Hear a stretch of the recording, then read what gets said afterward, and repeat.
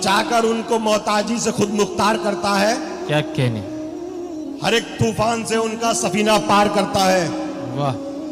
बचाकर उनको मोहताजी से खुद मुख्तार करता है, हर एक तूफान से उनका सफीना पार करता है।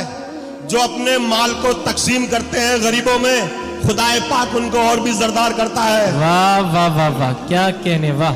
कैफी है, कुरैशी है, जुलाए है, तेली, मंसूरी है, सैयद है या फिर खान है, हम लोग जो कुछ भी है बिरादर से वो है बाद में आरिफ।